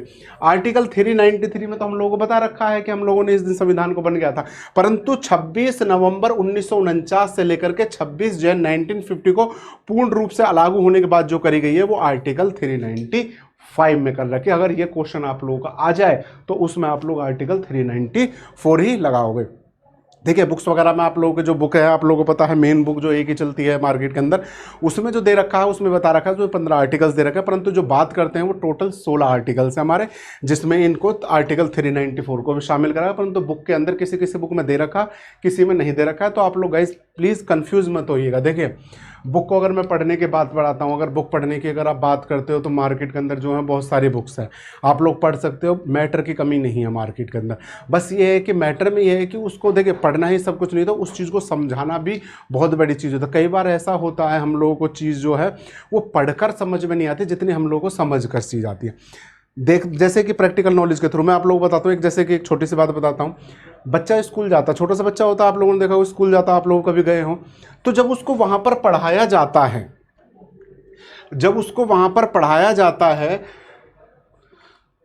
तो उसको पढ़ाने से पहले हम लोग क्या करते हैं, उसको पढ़ाने से पहले जैसे उसको हम पढ़ा रहे हैं ए फॉर एप्पल, क्या पढ़ा रहे हैं, A for Apple, Apple means क्या होता है, सेब, ठीक है ना, संतरा नहीं होता, कभी संतरा बोल दो। A for Apple, Apple means सेब। तो उस सेब को पढ़ाने से पहले हम उसको एक सेब दिखाते हो, सेब की क्या दिखाते हैं, पिक्चर दिखाते हैं रेड रेड का। वो बच्चा देखता है अच्छा ये सेब है। आप लोगों ने देखा जब वो बच्चा घर में घूम रहा होता है तो जो भी छोटी सी चीज़ दिखाई देती है रेड कलर, उसको लेकर मुंह में डालता है, वो क्या सोचता है कि ये एप्पल है, क्या है, खाने वाली चीज़ है। परंतु हर लाल चीज़ एप्पल तो नहीं होती, ठीक है। तो वो सेब, तो उसी हिसाब से प्रैक्टिकल जो चीज़ें हैं, पिक्चर जो है उसके माइंड में छपती है। आप लोग पढ़ते हो, ठीक है, कोई बात नहीं, पढ़ रहे, परंतु समझाने का जो टीचर होता है कई बार प्रैक्टिकली नॉलेज के थ्रू वो बताता है, तो चीज़ें जब वो बोलता है तो कई बार हम लोग पढ़ा हुआ इतनी जल्दी याद नहीं होता जितनी जल्दी हमें सुना हुआ भी कई बार याद होता है, ठीक है ना। तो उसी आधार पर यह है प्रैक्टिकल नॉलेज आप लोगों को बहुत ज़्यादा जरूरत है, इसलिए आधार पर आप लोगों को यहाँ जो है एक एक बात को बताया जाता है, समझाया जाता है कि ऐसा क्यों कहा और किस तरीके से कहा। पढ़ने की कमी नहीं है, मैटर की कमी नहीं है। मैटर मार्केट में दुनिया भर की बुकें हैं, पॉलिटी के लेकर हर किसी ने लिखे, राइटर भी हैं और कुछ थोड़े मोटे छोटे मोटे भी हैं, उन लोगों ने भी अपनी अपनी बुक्स हैं जो है वो लिख रखी है। तो सबसे बड़ी बात होती है उस चीज़ को समझाना कि किस हिसाब से उसको क्या करना है, आपके सामने प्रेजेंट किया जा रहा है, ठीक है ना। आगे देखिएगा, ठीक है ना, यहां तक हो गया। अब देखिए प्रस्तावना की अगर हम बात करते हैं तो मैंने बताया आप लोगों को संविधान का सोर्स जो है वो क्या है आप लोगों का, हम भारत के लोग, यानी कि भारत की जो जनता है वही क्या है, सुप्रीम है, यानी कि सर्वोच्च है, ठीक है ना। इसी के लिए बनाया गया और नियमों का जो कानून बनाए जाते हैं वो इन्हीं के लिए। दूसरा है स्वरूप, कैसा है, संपूर्ण प्रभुत्व संपन्न, यानी कि सोवरन, ठीक है ना। दूसरा है समाजवादी, यानी कि सोशलिस्ट। तीसरा है पंथनिरपेक्ष, यानी कि सेक्युलर। चौथा है लोकतांत्रिक, यानी कि डेमोक्रेटिक। देखिए मैं आप लोगों को यहाँ पर बाइलैंग्वेज लेकर चलूंगा, दोनों इंग्लिश में पढ़ेंगे और हिंदी मीडियम में पढ़ेंगे, ठीक है ना। ये स्लाइड जो हिंदी मीडियम में, बाकी आगे से जो करा जाएगा वो इंग्लिश और हिंदी मीडियम दोनों को लेकर चला जाएगा, ताकि इंग्लिश मीडियम वाले जो स्टूडेंट्स हैं उनको भी किसी प्रकार की कोई दिक्कत ना हो, ठीक है ना। और मैं जो ये है पॉलिटिकल सेक्शन जो है वो मैं बाइलैंग्वेज ही पढ़ाता हूँ, English medium as well as Hindi medium. Next आता है गणराज्य, यानी कि रिपब्लिक। अब देखिए इनके बारे में हम डिस्कस आगे करेंगे पूरी तरीके से, एक्सप्लेनेशन में एक्सप्लेन करके क्या है। नेक्स्ट आता है इसके उद्देश्य क्या क्या है। आपको पता है कोई भी चीज़ बनाई गई है उसका उद्देश्य क्या है। आप लोग पढ़ने के लिए जा रहे हैं, आपका उद्देश्य क्या है, नौकरी हासिल करना। एसएससी का थोड़ी निकले हैं, दिल्ली पुलिस में क्या बनना है, पुलिस अफसर बनना है। यूपी का निकले, यूपी पुलिस में क्या बनना है, आपको ऐसा ही बनना। तो वो आपका क्या है, एक उद्देश्य। जब तक एक टारगेट सेट नहीं करोगे तो वहीं पर इसका कोई उद्देश्य है प्रस्तावना का, न्याय। न्याय की बात कर रहा है, यानी कि जस्टिस की बात कर रहा है। किसकी बात कर रहा है, जस्टिस की। कौन से 3 जस्टिस, सामाजिक, आर्थिक और राजनीतिक, यानी कि सोशल, इकोनॉमिकल एंड पॉलिटिकल। तीनों जस्टिस की बात कर रहा है, यानी कि समाज की भी और समाज में रहने के लिए। आर्थिक का मतलब आपको रिलेटेड टू पैसा, और आपको पता है राजनीतिक का मतलब पॉलिटिकल, और आपको पता है इसमें किसी प्रकार से कोई भेदभाव नहीं करा जाएगा, ठीक है ना। नेक्स्ट आपका स्वतंत्रता, फ्रीडम। फ्रीडम की भी बात हम लोग आगे करेंगे, एक्सप्लेन में वहीं करूंगा इसको पूरा। फिर आता है आपका समता, इक्वलिटी, व्यक्ति की गरिमा बनाने, राष्ट्र की एकता और अखंडता को बनाना, और बंधुता। अब देखिए मैंने आप लोगों से क्वेश्चन बताया था कि प्रस्तावना के अंदर हमारे 3 नए शब्द जोड़े गए थे। आप लोग मेरे को बताइए कौन कौन से थे। देखिए मैं बताता हूँ, पहला था समाजवादी, दूसरा था आपका पंथनिरपेक्ष, और तीसरा शब्द था हमारा अखंडता। ये 3 शब्द कब जोड़े गए थे, 42nd कॉन्स्टिट्यूशन अमेंडमेंट एक्ट 1976 के जरिए इनको जोड़ा गया था। गाइस कंफ्यूज मत होना, 44 तो यहाँ पर 78 कर सकता है आपको कंफ्यूज करने के लिए। हो सकता है यहाँ पर 42nd की जगह 44 कर दे, 97 ऐसे ही रहे 76, या फिर हो सकता है यहाँ पर 42nd ऐसे ही रहे और यहाँ 76 की जगह क्या कर दे, 78 कर दे। तो इसलिए गाइस इन पे स्टेटमेंट में थोड़ा सा कंफ्यूज मत होइएगा आप लोग, ठीक है ना। आगे चलते हैं हम लोग। देखिए प्रस्तावना को यहाँ पर हम लोगों ने बता रखा है, मैं आप लोगों को यहाँ पर डिस्कस करूँगा पूरे तरीके से इसमें, ठीक है ना।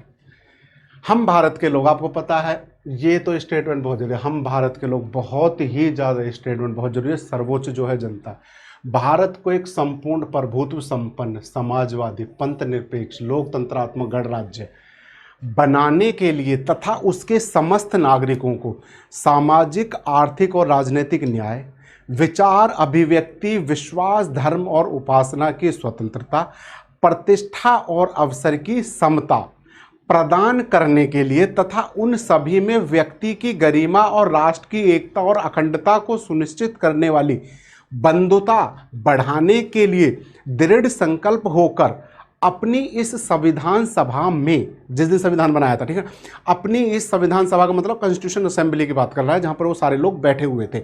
संविधान सभा में आज की तारीख नहीं, जिस दिन बना था, आज तारीख 26 नवंबर 1949 ईस्वी, मिति मार्ग शुक्ल सप्तमी संवत 2006 विक्रमी, इसको मैं एक्सप्लेन करूंगा, को एतद संविधान को क्या करते हैं, अंगीकृत, अधिनियमित और आत्मार्पित करते हैं।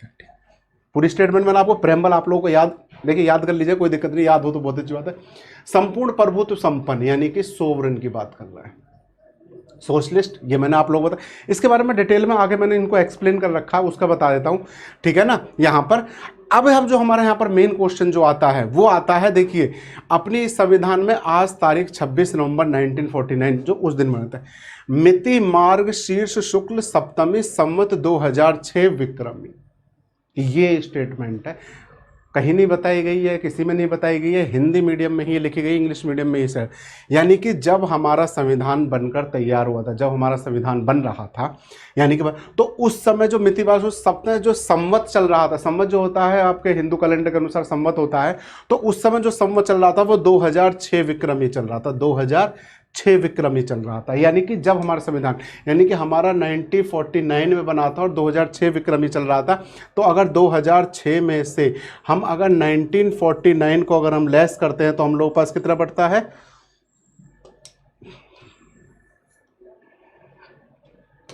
कितना बचता है हम लोगों के पास?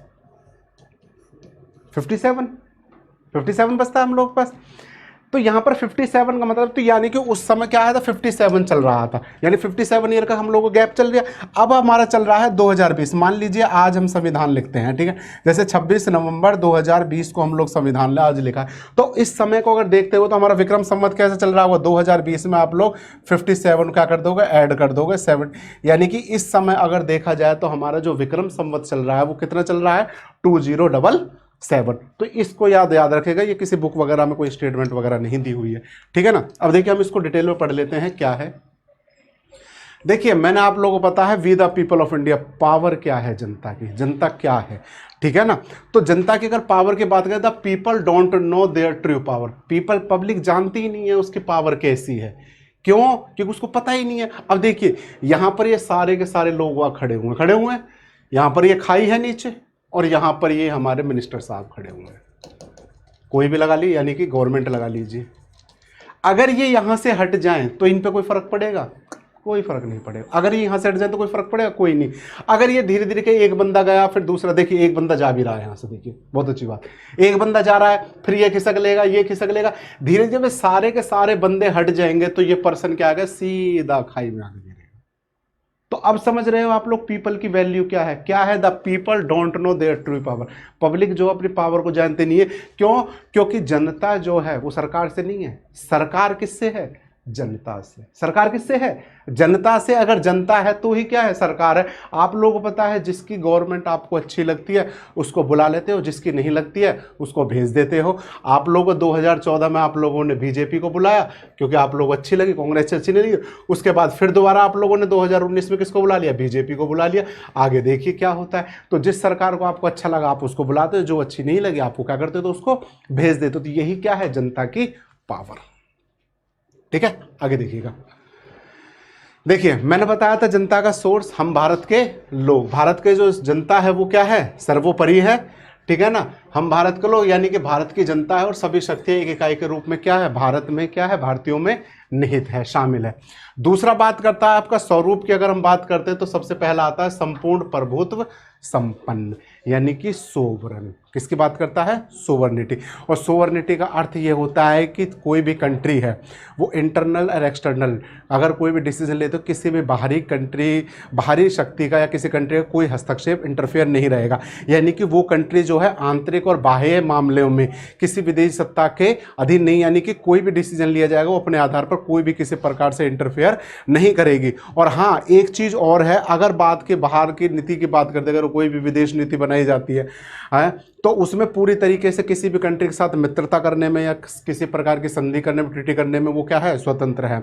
आप लोगों ने देखा होगा हमारे पीएम मोदी जी हैं, वो हर इस कंट्री में, कुछ कंट्रीज ऐसी हैं जहाँ जाते हैं, वहाँ डिस्कस करते हैं, बातचीत वगैरह करते हैं, करने का आधार पर कि चाहे किसी भी एग्रीमेंट वगैरह करके आते हैं, संधि करके आते हैं, कि चाहे वो रिलेटेड टू ट्रांसपोर्ट हो, एनर्जी हो, ठीक है ना, चाहे वो टेक्नोलॉजी का ट्रांसफ़र हो, ठीक है ना। तो उन सभी रिलेटेड, तो उसमें हम लोग क्या है? पूरी तरीके से स्वतंत्र, किसी प्रकार के कोई बाउंडेशन हमारे ऊपर नहीं है, ठीक है ना। इसी के आधार पर आप लोगों ने देखा होगा कि जो भारत है वो कॉमनवेल्थ का क्या बना? कॉमनवेल्थ कंट्रीज का एक सदस्य बना, तो उसमें किसी प्रकार की ऐसी बाउंडेशन नहीं है। वो जब चाहे अपनी सदस्यता को क्या कर सकता है? वो छोड़ भी सकता है। तो उसमें ये नहीं होगा कि सामने वाला कंट्री ये नहीं कहेगा कि आप लोग क्यों छोड़ रहे हो, किस तरीके से उस चीज़ को क्या है? छोड़ रहे हो, ठीक है। नेक्स्ट आता है समाजवादी। समाजवादी का मतलब है सोशलिस्ट। सोशलिस्ट, देखिए तीन चीज़ें होती हैं, आपको पता, जब इकोनॉमी पढ़ोगे आप लोग तो उसमें पता है कि कौन सी तीन इकोनॉमी होती है, जैसे कि कैपिटलिस्ट होती है, सोशलिस्ट होती है और मिक्स्ड होती है। यानी कि पूंजीवादी अर्थव्यवस्था, समाजवादी और मिक्स्ड, यानी कि मिश्रित। और हमारे भारत के अंदर मिश्रित को ही क्या करा गया है? यूज़ करा गया है, ठीक। तो समाजवादी का मतलब, पूंजीवादी का मतलब होता है जहाँ पर प्राइवेट सेक्टर का ज़्यादा हस्तक्षेप रहता है पूरी तरीके से, ठीक। और समाजवादी का मतलब है जिसमें उत्पादन और जो वितरण का जो स्वामित्व रहता है वो किसके हाथ में रहता है? राज्य के हाथ में रहता है, यानी कि सरकार में, सरकार के हाथ में रहता है। वो अपने हिसाब से क्या करता है? चीज़ों को क्या करती है? वो बंटवारा करती है कि किस आधार पर चीज़ों का बंटवारा होना चाहिए। और आपको पता है अगर संविधान की बात करें तो आपको पता है संविधान है देश एक कल्याणकारी राज्य की बात करें तो कल्याणकारी राज्य का मतलब है कि संसाधनों का बंटवारा हो, और संसाधनों का बंटवारा उन लोगों को हो जिनको सबसे पहले उसकी क्या है? जरूरत है। सबसे पहले क्या है? उसकी जरूरत है। तो उसी आधार पर यहां पर बताया गया है, जिसमें भारतीय समाजवाद दूसरे तरीके समाजवाद से पूरी तरीके से क्या है, भिन्न है। क्योंकि समाजवाद क्या है, एक तरीके की विचारधारा है जो ये मानती है कि समाज में सभी लोगों का संपन्नता का हिस्सा पहुंचना चाहिए। क्यों? क्योंकि सभी लोगों तक उस चीज़ का जो है सोर्स हो क्या है, घरों तक, चीज़ों तक पहुंचनी चाहिए। अब देखिए, अभी कोविड हुआ था, आपको पता है कोरोना वायरस चल रहा है। कोविड के कारण पूरे हमारा देश नहीं, पूरे ऑल ओवर वर्ल्ड की जो अर्थव्यवस्था है पूरी पूरी बिगड़ी हुई है, ठीक है ना। लोग बागों के पास जॉब्स वगैरह चली गई हैं, नौकरियां नहीं हैं, कुछ लोग तो गवर्नमेंट ने प्रोग्राम लगाया, तो गवर्नमेंट ने अपने तरीके से उन लोगों के घरों तक खाना वगैरह भी पहुंचाया है, मेडिकल फैसिलिटी पहुंचाई है। तो इस तरीके से गवर्नमेंट ने क्या करा है, काम भी करा है। क्योंकि उसका पूरा का पूरा जो स्वामित्व है, जिसमें उत्पादन है, चाहे वितरण है, उनका डिस्ट्रीब्यूशन है, वो सारा का सारा स्वामित्व किसके हाथ में है, जनता का, वो सॉरी राज्य के हाथ में नहीं, सरकार के हाथ में। अब देखिए, ये समाजवादी शब्द है 1976 में 42 के बाद क्या है, जोड़ा गया है, के बाद में जोड़ा गया, यानी कि इसके आधार पर जो है वो जोड़ा गया था, ठीक है ना। नेक्स्ट आता है धर्मनिरपेक्ष। धर्मनिरपेक्ष की अगर हम बात करें तो राज्य का अपना कोई भी धर्म नहीं है, राज्य का अपना कोई भी धर्म नहीं है। उसमें ये बात कर रहे हैं कि भारत एक क्या है, धर्मनिरपेक्ष देश है। देश के प्रत्येक नागरिक को अपना धर्म मानने का, उसे अपनाने का, उसका प्रचार प्रसार करने का हक है। उस पर किसी प्रकार से कोई भी बाउंडेशन नहीं लगाई जाएगी, ना ही उस पर ज़बरदस्ती करी जाएगी कि आप इस धर्म को मानिए, इस धर्म को मानना आपका क्या है, अधिकार है। क्योंकि भारत जो है उसका कोई पर्टिकुलर धर्म नहीं है, वो क्या है, एक धर्मनिरपेक्ष राज्य है। अब देखिए, यहाँ पर हम बात करते हैं धर्मनिरपेक्ष के बाद, भारत में कहीं पर संविधान में आप लोगों को पता है कहीं भी किसी भी धर्म के बारे में लिखा हुआ है, कहीं भी कोई वर्ड लिखा हुआ है क्या धर्म के बारे में कि ये धर्म है वो धर्म है? नहीं, संविधान में धर्म के बारे में कोई वर्ड, बस वहां पर एक वर्ड लिखा हुआ है, हिंदुत्व। क्या वर्ड लिखा है? हिंदुत्व, यानी कि हिंदुज्म। अब इस हिंदुज्म के अंदर आप लोगों को पता है हमारे शामिल होते हैं कुछ जिनको हम लोगों ने शामिल करा हुआ है, ठीक है ना। सिख हैं, जैन हैं, ठीक है ना, मोमडन्स भी आते हैं हमारे, ठीक है ना। उसमें हिंदुत्व में हिंदू भी शामिल होते हैं। इनके अंदर सिर्फ और सिर्फ पारसियों को जो है वो शामिल नहीं करा गया हिंदुत्व के अंदर, ठीक है ना। तो इस प्रकार का कोई भी शब्द है हमारे संविधान के अंदर शामिल नहीं करा गया, यानी कि राज्य का कोई भी धर्म नहीं है, वो क्या है, स्वतंत्र है कि हर व्यक्ति को अपने अपने धर्म को मानने का क्या है, अधिकार है। लोकतंत्रात्मक यानी कि भारत देश की जनता ने प्रतिनिधि क्या है, खुद चुन सकती है। और खुद चुनने का आधार पर है, आप लोग अपने प्रतिनिधि खुद चुनते हो। आपको अच्छा लगे तो आप लोग उसको बिठा देते हो, नहीं लगे तो उसको क्या कर देते हो, भगा देते हो, यानी कि सरकार खत्म उसकी, ठीक है ना। गणराज्य का मतलब है कि जनता द्वारा प्रत्यक्ष और अप्रत्यक्ष रूप से चुना गया व्यक्ति उसका प्रमुख होता है। यहां पर प्रमुख के राज्य का प्रमुख अगर हम बात करें तो आपको पता है कि प्रेसिडेंट। अब प्रेसिडेंट को आप लोग चुनते हो परंतु इनडायरेक्ट वे में। कौन से वे में? इनडायरेक्ट वे में। आपको पता है आप लोग उन पर्सन को चुनते हो जो वहां पर विधानसभा है, लोकसभा में, राज्यसभा में, विधानसभा और आप लोगों के यहाँ लोकसभा में वगैरह में बैठते हैं, तो आप लोग क्या करते हैं, उन पर्सन को चुनते हो। और वो सारे के सारे पर्सन मिलकर किसको चुनते हैं? राष्ट्रपति को। तो राष्ट्रपति का चुनाव तो आपके द्वारा हो रहा है, आप चुन तो रहे परंतु इनडायरेक्ट वे में, ठीक है। और ये जो है पद, ये वंशानुगत नहीं होगा कि वंश के आधार पर चलेगा। कोई आम आदमी या कोई पर्सन भी जो है वो क्या कर सकता है, इस पद पर बैठ सकता है। जैसे कि हम लोगों ने जस्टिस की बात करी थी, न्याय की बात करी थी, उस न्याय के अंदर क्या आप लोग न्याय दे रखे थे, सोशलिस्ट, इकोनॉमिस्ट और पॉलिटिकल, ठीक है ना, सोशल, इकोनॉमिकल एंड पॉलिटिकल। तो पॉलिटिकल यानी कि कोई भी व्यक्ति वहां पर क्या कर सकता है, बैठ सकता है। आगे देखिएगा न्याय की। देखिए मैंने बताया 3 प्रकार के न्याय की हम लोग यहाँ पर क्या कर रहे हैं, बातें कर रहे हैं, ठीक है ना। सामाजिक, आर्थिक और राजनीतिक, तीनों प्रकार के न्याय। और तीनों प्रकार के न्याय की बात जो है हमारे आर्टिकल 38 पे डीपीएसपी में भी की गई है, याद रखना है। दूसरा है कोई भेदभाव नहीं करना, किसी व्यक्ति से किसी प्रकार का कोई भेदभाव नहीं होना चाहिए। तीसरा है इन तीनों प्रकार के डीपीएसपी का अनुच्छेद आर्टिकल 38 में भी किया गया है, जो कि मैंने आप लोगों को यहाँ पर स्टेटमेंट बता दी। सामाजिक न्याय का मतलब है समाज में रहने का अधिकार है उस तरीके किसी भी। और आर्थिक का मतलब है जो भी सरकार की तरफ से कोई भी स्कीम्स वगैरह आ रही है उन सब का क्या है, वो फायदा उठा सकता है हर किसी व्यक्ति के लिए। और तीसरा राजनीतिक का मतलब वो व्यक्ति इलेक्शन लड़ सकता है, कहीं भी किसी पद पर क्या है, बैठ सकता है, इलेक्शन के लिए खड़ा हो सकता है, उसे किसी प्रकार का कोई भेदभाव नहीं किया जाएगा, ठीक है ना। नेक्स्ट बात करता है स्वतंत्रता। देखिए बहुत मोस्ट है स्वतंत्रता यानी कि फ्रीडम। अगर हम फ्रीडम की बात करें, याद रखना गाइस 3 तरीके के न्याय, ठीक है ना, एग्जाम में पूछा। स्वतंत्रता की अगर हम बात करते हैं, आपको पता है फ्रीडम है, फ्रीडम। देखिए आपको पता है जब फंडामेंटल राइट्स आप लोगों को दिए गए थे तो उसमें आपको पता है 6 प्रकार की स्वतंत्रता दी गई थी आर्टिकल 19 के अंदर, वो आप लोग देख लीजिएगा 6 प्रकार की स्वतंत्रता कौन कौन। कहीं भी है विचार अभिव्यक्ति स्वतंत्रता है, आचरण के घूमने फिरने का है, व्यवसाय करने का है, ठीक है ना, ये सारे के सारे कहीं भी अपना सम्मेलन वगैरह करने का है, ये सारी के सारी स्वतंत्रता दे रखी थी आप लोगों को। परंतु स्वतंत्रता की बात करते यहाँ पर प्रस्तावना के अंदर भी स्वतंत्रता दे रखी है, जिसमें उसने अपनी 5 प्रकार की स्वतंत्रता की बात करी है, ठीक है ना, 5 टाइप्स की क्या करी है, बात करिए, 5 प्रकार की स्वतंत्रता की बात करिए, जिसमें विचार अभिव्यक्ति विश्वास धर्म और उपासना की स्वतंत्रता, वो जो स्वतंत्रता है वहां पर वो है 6 प्रकार की स्वतंत्रता जो कि आपको मूल अधिकार है। और यहां पर जो स्वतंत्रता देखिए, आप अपने विचार भी दे सकते हो, एक्सप्रेशन भी दे सकते हो, विश्वास है किसी पर फेथ भी कर सकते हो, धर्म को मान सकते हो, किसी उपासना भी कर सकते हो। तो इन सभी की स्वतंत्रता भी आपको क्या कहता है, प्रेम्बल हम लोगों को प्रोवाइड करवाता है, ठीक है ना। अब देखिए विचारों को व्यक्त करने की है, अपना धर्म चुनने की, अपने लिए नौकरी चुनने की, अपने प्रतिनिधि चुनने का, समाज को बेहतरी के लिए विकल्प चुनने की स्वतंत्रता, ये सारी के सारी स्वतंत्रता जो है वो आपको कौन प्रोवाइड करवाता है, आपकी प्रस्तावना प्रोवाइड करवाती है, यानी कि आपका संविधान प्रोवाइड करवाता है।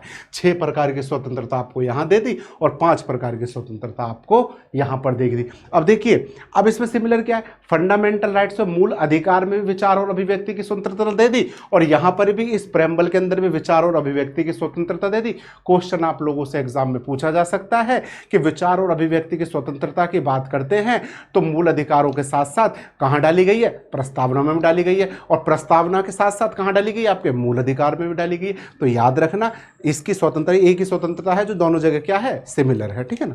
नेक्स्ट देखिएगा, समता, इक्वलिटी। इक्वलिटी की अगर हम बात करते हैं समता की, आपको पता है समता क्या है, यहां पर हम लोग पढ़ते हैं समता की बात करते हैं कि समता का अधिकार, राइट टू इक्वलिटी, आर्टिकल 14 से लेकर के 18 में फंडामेंटल राइट्स में बात करी गई है। आप लोगों को देखा होगा, मूल अधिकार जब हम लोग पढ़ेंगे तो उसमें डिस्कस करेंगे। तो आर्टिकल 14 to 18 फंडामेंटल राइट्स, ठीक है ना, सब बात करेंगे। संविधान की नज़र में सभी लोग क्या है, बराबर है, सभी को बराबर लेके चलते हैं। देखिए मर्डर करने की बात करें, अगर कोई बड़ा व्यक्ति मर्डर करता है तो भी उसको फांसी होनी है, अगर कोई सब्जी बेचने वाला, रेहड़ी लगाने वाला मर्डर करता है तो उसको भी फांसी होनी है। यानी कि संविधान की नज़र में क्या है, समान है। देखा है ना, वहाँ पर एक स्टैचू है, लेडीज़ हैं जिनकी आंखों पर ब्लैक कलर की पट्टी बंधी हुई है, उनके हाथ में तराजू लगा हुआ है। तो ये नहीं है कि वो देखने पर जो पता लगता है कि उनको कुछ दिखाई नहीं दे रहा, उनको दिखाई नहीं दे रहा, ये सही है, परंतु दिखाई ऐसे नहीं दे रहा है कि उनकी नज़र में सभी लोग समान है। उन्हें ये नहीं दिखाई दे रहा कि क्राइम किस बंदे ने करा है, वो अमीर है कि गरीब है। अगर क्राइम करा है तो उसको क्या है, सजा मिलनी ही चाहिए। तो उस आधार पर यहां पर क्या है, समता की बात करेगी, ठीक है। बिना किसी भेदभाव के सभी को समान अवसर प्रदान करना, जैसा अनुच्छेद 14 से 18। और आपको पता है इस समता की बात करते हैं तो 2 समता की बात कर रखी है, प्रतिष्ठा की समता और अवसर की समता। जैसे कि मैं आप लोगों को दिखाना चाहूंगा, यहां पर जब हम लोगों ने यहाँ पर बता रखा ना, देखिए प्रतिष्ठा और अवसर की समता, हमारे प्रेम्बल में ये दे रखा है ना, प्रतिष्ठा और अवसर की समता, यानी कि प्रतिष्ठा की समता और अवसर की समता, यानी कि समानता। तो उसी आधार पर हम लोगों ने जो यहाँ पर डिस्कस करा है आप लोगों से, यहाँ पर हम लोग डिस्कस कर रहे हैं इसको, तो इसमें भी आप लोगों को समता की बात करी गई है, प्रतिष्ठा की समता और अवसर की समता। और देखिए अवसर की समता को हम लोगों ने आर्टिकल 16 में भी डाला गया है, किसके अंदर, फंडामेंटल राइट्स के अंदर। और फंडामेंटल राइट्स के अंदर डाला गया तो उसमें ये बताया गया है equal opportunity in public employment, यानी कि लोक नियोजन के विषय में अवसर की समता, वहाँ पर भी अवसर की समता और यहाँ पर भी। तो प्रेम्बल के साथ साथ फंडामेंटल राइट में भी आपके अवसर की समता की बात करी गई है, यानी कि किसी व्यक्ति से किसी प्रकार का कोई भेदभाव नहीं करा जाए। और अवसर के आप लोग देखिए, जैसे गवर्नमेंट जॉब निकल रही है, दिल्ली पुलिस में है, एसएससी में है, चाहे आपका यूपी में है, सबका आप लोग, उन्होंने कह रखा है ग्रेजुएशन जैसी कंप्लीट है वो इनके पोस्ट के लिए क्या कर सकता है, वो अप्लाई कर सकता है। तो ओबियसली बात, अवसर की समता मिल रही, जो भी है जिसकी ग्रेजुएशन कंप्लीट है वो क्या करेगा, आपने जाकर वहाँ पर फॉर्म को फिल कर देगा, ठीक है। तो उस आधार पर यहाँ पर देगा। मूल अधिकार के साथ साथ प्रस्तावना में बात करेंगे, याद रखना गाइस, कंफ्यूज मत हो ना। देखिए मैं सारे के सारे टॉपिकों को लेकर चल रहा हूँ, फैक्ट तो लेकर चल रहा हूँ, साथ कंसेप्ट भी लेकर चल रहा हूँ कि इन शब्दों को और कहाँ कहाँ लिखा गया है। प्रेम्बल पढ़ाने के बाद, प्रेम्बल बहुत बड़ा, अगर पढ़ाने पे आए तो प्रेम्बल काफ़ी बड़ा है, काफ़ी टाइम लगता है अगर एक एक चीज़ को एक्सप्लेन करें, परंतु आप लोग को उतना पढ़ना है जितना आप लोग को एग्जाम में क्वेश्चन आते हैं, उससे ज़्यादा डिटेल में आप लोगों को जरूरत क्या आ जाए, आप लोगों के क्वेश्चन में एग्जाम में आ जाएँ, सारे के सारे क्वेश्चन सॉल्व हो जाए, उससे बढ़िया बात और क्या हो सकती है। तो उसी आधार पर हम लोग यहाँ पर लेकर चलेंगे, ठीक है ना। नेक्स्ट आता है बंधुता। बंधुता की बात करते थे कि बंधुत्व का अर्थ होता है भाईचारे की भावना, ठीक है ना। बंधुता का अर्थ क्या होता है, भाईचारे की भावना।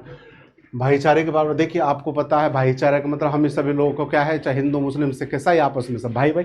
ये कहते हैं कि सभी लोग जो है वो क्या करना है, अपने आपस में भाईचारे की भावना के आधार पर किसी प्रकार किसी के मन में कोई द्वेष ना रहे, और सभी नागरिकों के बीच में हम लोग आपस में इस भाईचारे की भावना को क्या करना है, बढ़ाना है। अब बंधुत्व की अगर हम बात करें तो इसमें ये बात करें, दो बातों को बहुत अच्छी तरह सुनिश्चित करता है।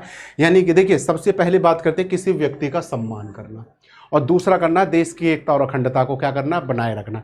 व्यक्ति का सम्मान करने का मतलब यह है कि कोई भी व्यक्ति है भाईचारे में, उसको किसी प्रकार से आपको उसको लज्जित नहीं करना है, ठीक है ना, उसके साथ बुरा व्यवहार नहीं करना है। और दूसरा है देश की एकता और अखंडता को बनाए रखना, किसी प्रकार से एकता और अखंडता को तोड़ना नहीं है, ठीक है ना। तो इन दो बातों के बंधुत्व में बात करता है। और आपको पता है ये जो शब्द है ये भी 40 सेकंड के जरिए जोड़ा गया था, अखंडता शब्द, ठीक है ना। क्वेश्चन बन रहे हैं यहाँ पर से। और देखिए बंधुत्व की अगर हम बात करते थे, प्रस्तावना के साथ साथ भ्रातृत्व की यानी कि भाईचारे की भावना, और ये जो वर्ड डाला गया है वहां पर डाला गया है भ्रातृत्व की भावना, ठीक है ना। इसको आर्टिकल 51A में आप लोगों को पता है फंडामेंटल ड्यूटीज हैं, जो कि संविधान के पार्ट 4A में आता है, वहां पर भी इस शब्द के बारे में बात की गई है। प्रस्तावना में बात करी गई है और फंडामेंटल ड्यूटीज यानी कि मौलिक कर्तव्य के अंदर भी इसके बारे में बात करी गई है, ठीक है ना। याद रखना 3 शब्द कौन कौन से, समाजवाद, दूसरा पंथ निरपेक्ष, और तीसरा अखंडता।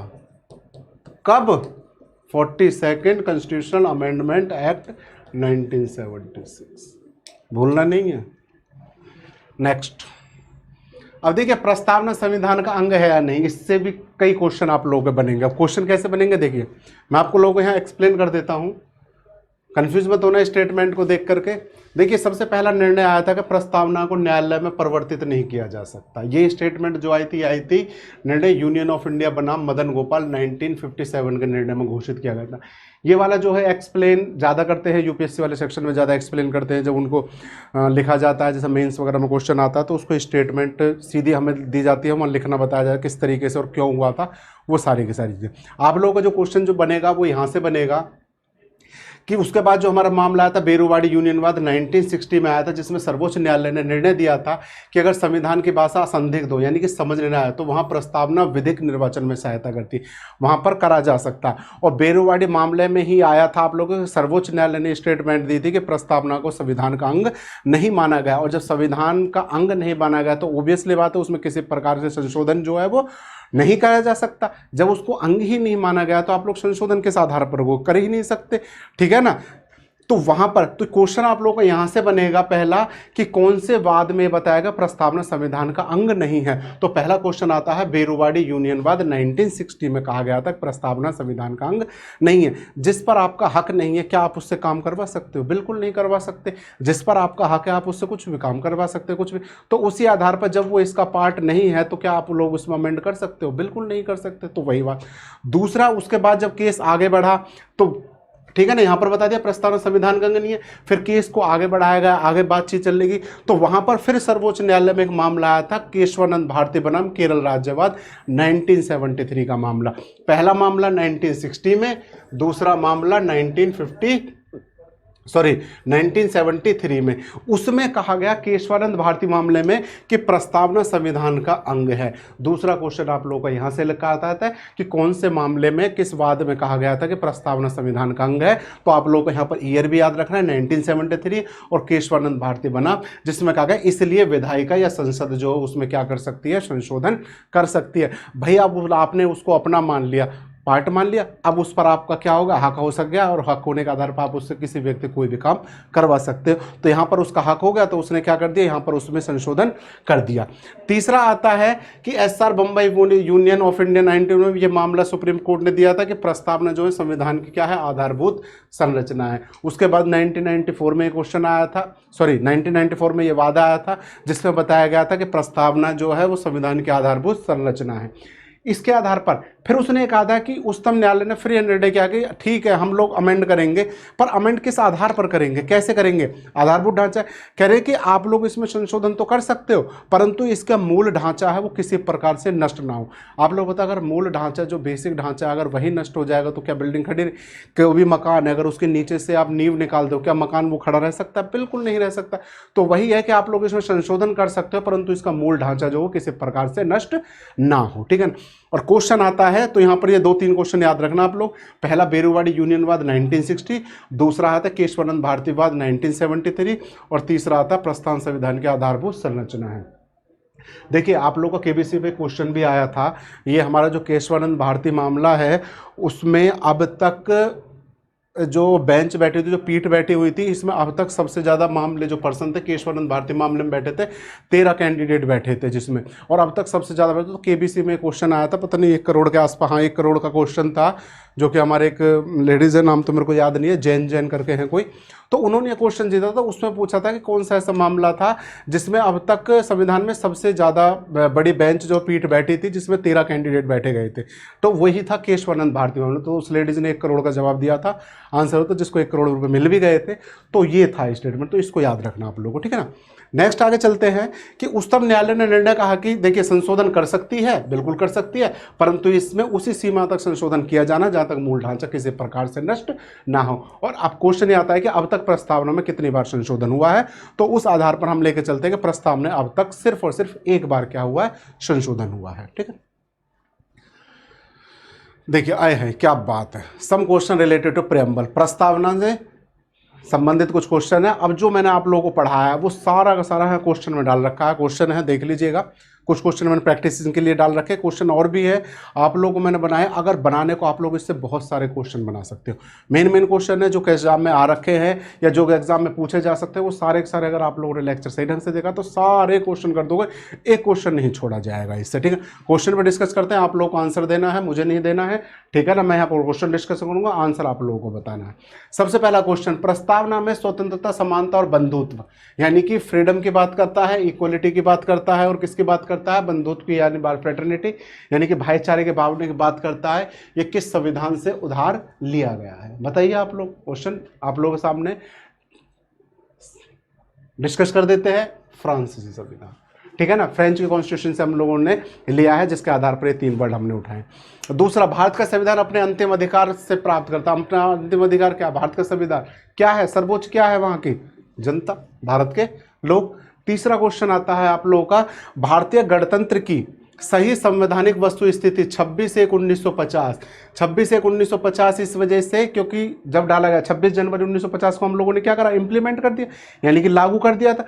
और लागू करने के आधार पर जब प्रेम्बल प्रस्तावना बनाई गई थी तो उस समय उसकी स्थिति क्या थी, याद रखना। प्रस्तावना जब बनाई गई थी हम लोगों ने 3 शब्द जोड़े थे बाद में, कब, 1976 में, और ये बात कर रहा है 1950 की, यानी कि वो 3 शब्द इसके अंदर नहीं थे। तो वो 3 शब्द ना होकर के कौन से इनमें से वो शब्द थे जिसके आधार पर, देखिए सबसे पहले संपूर्ण प्रभुत्व संपन्न था, देखिए ये रहे इसके अंदर। दूसरा, पंथ निरपेक्ष, ये नहीं है क्योंकि हम लोगों ने इसको ऐड करा था। लोकतंत्रात्मक था, गणराज्य था, यानी कि संपूर्ण प्रभुत्व, लोकतंत्र, गणराज्य, यानी कि ये 3 शब्द थे, बाकी वो 3 नहीं थे। तो इस आधार पर स्टेटमेंट का आंसर क्या होता है, ये वाला होता है। क्वेश्चन करवाएगा गाइस, दोबारा से देख लीजिएगा, उसको पढ़ के फिर आंसर लगाइएगा। नेक्स्ट आता है, प्रस्तावना को कौन से संविधान संशोधन से संशोधित किया गया था, आ रखा है 42वें से, 24वें से, 44वें से या 86वें से, बताइए। देखिए मैं बता देता हूँ, 42nd से क्या गया, इसका आंसर जो है 42nd इसको आधार पर करा गया। हमारा जो 24th है वो ये बताता है कि इसमें जो है संसद वो है किसी प्रकार से संशोधन कर सकती है कहीं भी, ठीक है ना। 44th जो बताएगा आपको पता, 44th में तो कई सारे अमेंडमेंट हो रखे हैं, जिसमें आप लोगों का इसमें ये 2 ही वो अमेंडमेंट ऐसे जो कि मोस्ट इंपॉर्टेंट है, जिसमें कई सारे अमेंडमेंट किए गए थे। और 86 जो है आपका राइट टू एजुकेशन वाले में बात कर रहा था, जिसमें हम लोगों ने आर्टिकल 21A को क्या करा गया था, जोड़ा गया था। और इसी के साथ हमने इसी अमेंड के जरिए एक फंडामेंटल ड्यूटीज जोड़ी थी, जिसमें बताया था कि प्रत्येक पेरेंट्स का ये कर्तव्य है कि वो अपने बच्चे को पढ़ने के लिए स्कूल भेजे, ठीक है ना। तो इन सभी की बात करी गई थी। आगे देखिएगा, संविधान में हमारे राष्ट्र का उल्लेख किस किन नामों से किया गया है, भारत तथा इंडिया, केवल भारत, हिंदुस्तान तथा इंडिया, भारत, हिंदुस्तान तथा इंडिया। आपको पता है भारत जो कि इंडिया, ठीक है ना। नेक्स्ट आता है निम्नलिखित में से कौन Kesavananda Bharati case versus Kerala case में 97 का परिणाम था। मैंने आप लोगों को बताया था, अभी आप लोग डिस्कस करिएगा, इनका आंसर आप लोग बताइएगा, मैं नहीं बताऊंगा, मैंने आगे बता दिए, आप लोगों को कमेंट बॉक्स में इसका आंसर देखने कौन सा था। नेक्स्ट आता है 42वें संविधान संशोधन से प्रस्तावना में कौन से 3 शब्द जोड़े गए थे। आपको पता है 3 शब्द कौन से थे वो, जिनके आधार पर, जैसे मैंने बार बार बता रहा हूं, ए बी सी या डी, इनमें से कौन से 3 शब्द हैं जिनको जोड़ा गया था। आंसर आप लोगों के सामने है, क्लिक करके बताइएगा कमेंट बॉक्स में। नेक्स्ट है भारतीय संविधान के प्रस्तावना में जिन आदर्शों और उद्देश्यों की बात करी गई है, जिन आदर्शों और उद्देश्यों की रूपरेखा दी गई, उनकी व्याख्या की गई है। अब देखिए भारतीय संविधान के प्रस्तावना में जिन आदर्श और उद्देश्यों की, कुछ आदर्श डाले गए हैं और कुछ उद्देश्य डाले गए हैं। आदर्श जो है जिनको शब्दों के आधार पर डाला गया, और कुछ उद्देश्य है। उद्देश्य कौन से? आपका न्याय, सामाजिक आर्थिक राजनीतिक, स्वतंत्रता है, समानता है, व्यक्ति की गरिमा है, राष्ट्र की एकता और अखंडता है, बंधुत्व है। इन सभी के बारे में जिक्र किस में करा गया है बताइए। बहुत ही अच्छा क्वेश्चन, थोड़ा सा दिमाग लगाना है, क्वेश्चन का आंसर यहाँ आप लोगों के सामने आ जाएगा। कंफ्यूज मत होना, मैं बता देता हूँ इसका आंसर। मूल अधिकारों में बात करी गई है, आपको पता है, मैंने जैसे डिस्कस करता हुआ आ रहा हूँ। कुछ की राज्य के नीति निर्देशक तत्वों में बात करी गई है और मूल कर्तव्यों में बात करी गई। प्रस्तावना के साथ साथ मूल अधिकारों में भी, जैसे मूल अधिकारों का आप लोगों को पता, आर्टिकल 14 से 18 की बात करी थी मैंने, आर्टिकल 16 की बात करी थी। डीपीएसपी का बता रहा, जैसे कि आर्टिकल 38 की बात करी थी, न्याय की बात करी थी, वो प्रस्तावना में भी यहाँ पर भी है। और मूल कर्तव्यों के आर्टिकल 51 में बात करी, जिसमें बंधुत्व भाईचारे की बात करी। तो इन सभी की प्रस्तावना के साथ साथ इन तीनों में भी इनके बारे में बात की गई है। नेक्स्ट, प्रस्तावना को संविधान का अंग किस मामले में माना गया था? आप लोगों को पता है, आंसर दीजिए। बिल्कुल छोटा सा सवाल है, बिल्कुल नर्सरी क्लास का सवाल। यह कथन किसका है कि प्रस्तावना संविधान का परिचय पत्र है? स्टार्टिंग में पहली स्लाइड देखिए, किसने कहा था? It is identity card of the constitution. बिल्कुल बिल्कुल सही जवाब। पता है, मैं नहीं बताऊंगा, आप लोग बताओगे। नेक्स्ट आता है भारत के संविधान के उद्देश्यों में से एक के रूप में आर्थिक न्याय का किसमें उपबंध किया गया? आर्थिक न्याय का किसमें उपबंध किया गया बताइए। उद्देश्य का और मूल अधिकार, यानी कि प्रेम्बल और मूल अधिकार में, उद्देश्य का और राज्य के नीति निर्देशक तत्व में, मूल अधिकार और राज्य के नीति निर्देशक तत्व में, या उपयुक्त में से कोई नहीं। छोटा सा क्वेश्चन है, बहुत दिमाग लगाने वाला क्वेश्चन है, सिर्फ एक हल्का सा दिमाग लगा दिया, आंसर आपके सामने। और जबकि इसके आर्थिक न्याय की मैं बात कई बार कर चुका हूँ इसमें। कैसे करी है वो आपको पता है। प्रेम्बल के साथ साथ तीनों प्रकार के न्याय की बात कहाँ करी गई है? कहाँ पर? बिल्कुल बहुत सही, डीपीएसपी में करी गई है। तो यहाँ पर क्या लिखोगे आप? प्रस्तावना और डीपीएसपी, यानी कि उद्देश्य का और राज्य के नीति निर्देशक तत्व। Very good. नेक्स्ट देखिएगा, निम्नलिखित उद्देश्यों में से कौन सा एक उद्देश्य ऐसा है जो भारत के संविधान को उद्देश्य में समाविष्ट नहीं करता? बताइए। विचार की स्वतंत्रता, आर्थिक स्वतंत्रता, अभिव्यक्ति की स्वतंत्रता, विश्वास की स्वतंत्रता। स्वतंत्रता फ्रीडम की बात करते हैं, मैंने फ्रीडम को आपको बताया था, हमें फ्रीडम देता है, फंडामेंटल राइट्स भी देता है, और प्रेम्बल में फ्रीडम की बात करी गई थी। अब यहाँ पर बताइए इनमें से कौन सी एक फ्रीडम है जो शामिल नहीं की गई है? बहुत छोटा सा प्यारा सा क्वेश्चन है, आप लोगों को आंसर देना है, ठीक है ना। चलिए बताते तो मैं दे देता हूं। देखो, विचार की स्वतंत्रता होती है, ऑब्वियसली बात है, दे रखी है कहां पर? आर्टिकल 19 में दे रखी है और इधर भी दे रखी है प्रेम्बल में भी, ठीक है ना। अभिव्यक्ति की स्वतंत्रता दे रखी है और विश्वास की स्वतंत्रता दे रखी है, परंतु स्वतंत्रता आर्थिक स्वतंत्रता नहीं है। क्यों? क्योंकि आर्थिक स्वतंत्रता ना होकर के क्या दिया गया है? आर्थिक न्याय की बात करी गई, ठीक है ना, इकोनॉमिकल जस्टिस की बात करी गई, यानी कि ये नहीं है, ठीक। प्रस्तावना में कितनी बार संशोधन किया गया? ऑब्वियसली बात है भैया, इसका आंसर तो आप लोगों देना, मैं नहीं दूंगा, क्योंकि आपको पता है इसका आंसर क्या, ठीक है ना। तो यहां पर